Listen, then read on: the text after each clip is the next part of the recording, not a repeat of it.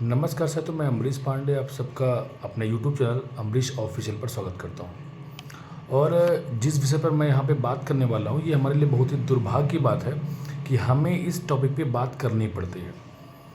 और ये एक ऐसी चीज़ है जहाँ पे बहुत सारे बच्चों की उम्मीदें ख़त्म होती हैं और उनको ये लगता है कि हमें पढ़ाई छोड़ के कुछ ऐसा काम करना चाहिए जहाँ से हम फाइनेंशियली स्ट्रांग हो पाएँ, या कुछ भी करें लेकिन हम पढ़ाई ना करें।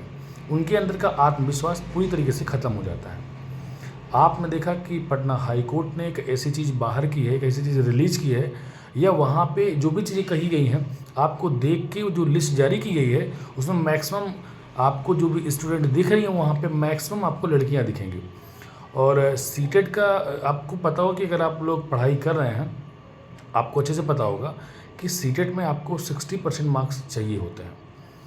लेकिन बहुत सारी ऐसी लड़कियां हैं और कुछ ऐसे लड़के भी हैं जिनके 60% मार्क्स सीटेट में नहीं हैं, उसके बावजूद भी वो बिहार में बीपीएससी ने उनको नौकरी ज्वाइन करवाया है।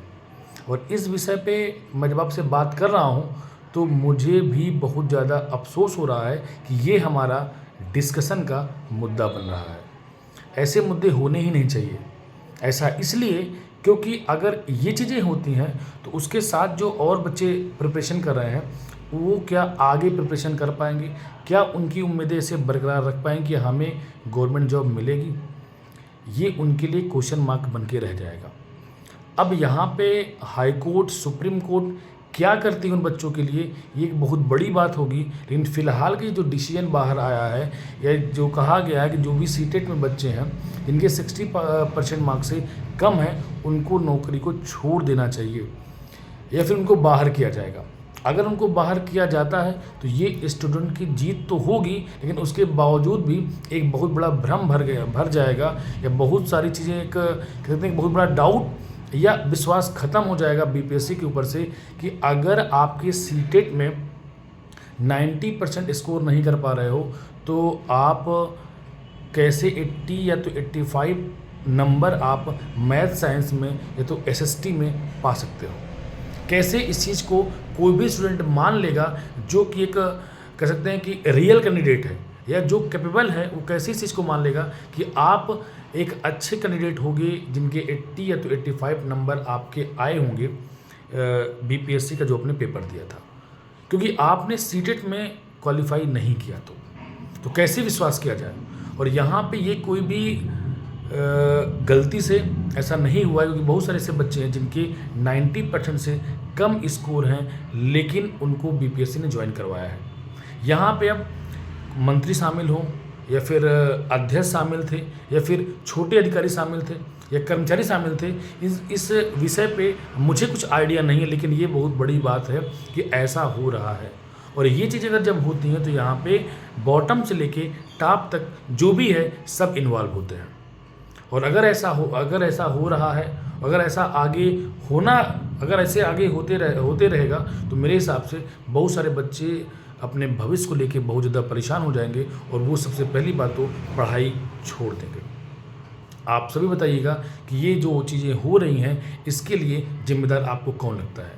आप सब लोग मेरी वीडियोस को देख रहे होंगे, बहुत सारे लोगों को लग रहा होगा कि मैं यहाँ पे कोई वीडियो बना रहा हूँ, उसका मतलब क्या है? इसका मतलब केवल ये है कि हमें अपनी बात को रखना है सोशल मीडिया के माध्यम से। आप लोग जितनी वीडियोस को शेयर करेंगे या लोगों को बताएंगे कि हाँ चीज़ें ये चल रही हैं। बहुत सारे लोग अवेयर हैं। अगर आप शिक्षक भर्ती की तैयारी कर रहे हैं, आपका 1 नंबर 2 नंबर से नहीं हुआ है तो उन सब के पीछे यही बच्चे थे जिनका जो कि कैपेबल थे ही नहीं, केवल इनके पास क्या था, फाइनेंशियली स्ट्रांग होने की वजह से आज ये वहाँ पे नौकरी कर रहे हैं। 12 लाख 10 लाख दिया इन्होंने और वहाँ पे जाके नौकरी कर रहे हैं। और एक बात यहाँ पे ये है कि जो भी बच्चे ऐसे हैं जिनके 90% से 90 नंबर से कम स्कोर हैं वो सारे आपके अदर स्टेट के हैं। मेरा कहने का मतलब ये है कि बिहार में 75 से कम वाली बात तो थी नहीं, यहाँ पे बात हो रही है कि अगर आप अदर स्टेट के हैं तो आपको 60% स्कोर आपके सीटेट में होने चाहिए, लेकिन उनके 60% स्कोर नहीं है और वो यहाँ पे जॉब कर रहे हैं। इसके लिए जिम्मेदार कौन है वो कमेंट आप मुझे करके बताएंगे।